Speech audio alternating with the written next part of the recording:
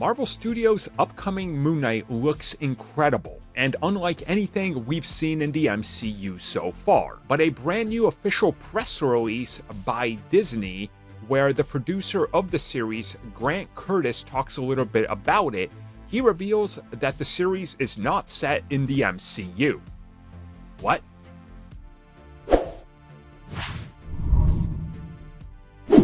Okay, so before we get into this, I'm going to read multiple quotes from the producer himself, word by word. So here we go. He said, and I quote, "There are multiple aspects of Moon Knight that get us eternally jazzed at Marvel Studios.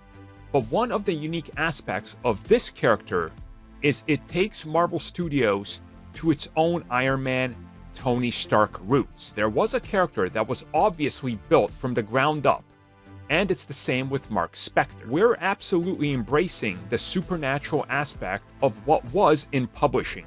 The Egyptian gods, this ruthless Egyptian god Khonshu that manipulates Mark to do his bidding. We're embracing all of that.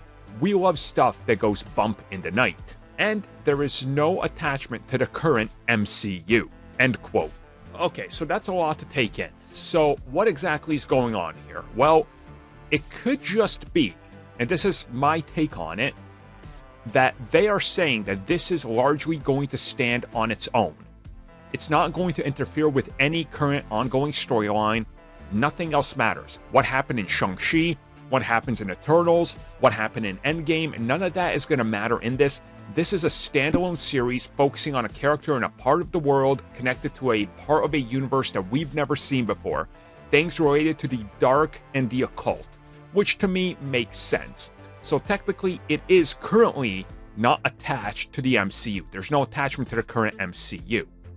Now, some conspiracy theories are going a little bit even deeper into this, and I've seen people explain it as various other things that could be going on here, from multiversal things to retcons to who knows when this takes place, and that they could be playing with time and space and manipulation of the stones and all that. And realistically, we don't know. We realistically have no idea what they're going to go for here because we just don't know. I am going to say I believe this is in the MCU. I mean, it has to be. It would be pointless if it's not.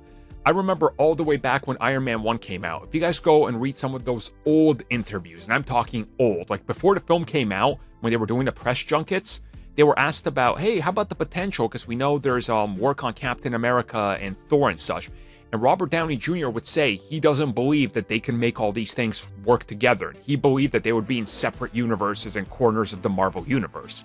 Again, it's probably because they didn't really tell him what the plan was ultimately and what the goal was down the road. And we know how Marvel Studios approaches these stories. Make a singular story. We'll come in and put the connective tissue wherever we need to with other people. It'll make sense to people watching and us, but don't worry about it. So the producer, maybe he's saying this isn't in the MCU per se, but it is, right? Because we know everything is now, it's the multiverse. But maybe it's not in the core MCU. And who knows, after Doctor Strange, maybe we kind of start to make sense of where it is. Again, this could all factor into it. We don't know. Like, they legit said, after Doctor Strange, you're going to understand why all the shows are important and why Doctor Strange is one of the most important films in the MCU. So maybe this is a part of that and we just don't know. Hence why this ends, well, right before Doctor Strange is coming. Kind of a lead-in, right?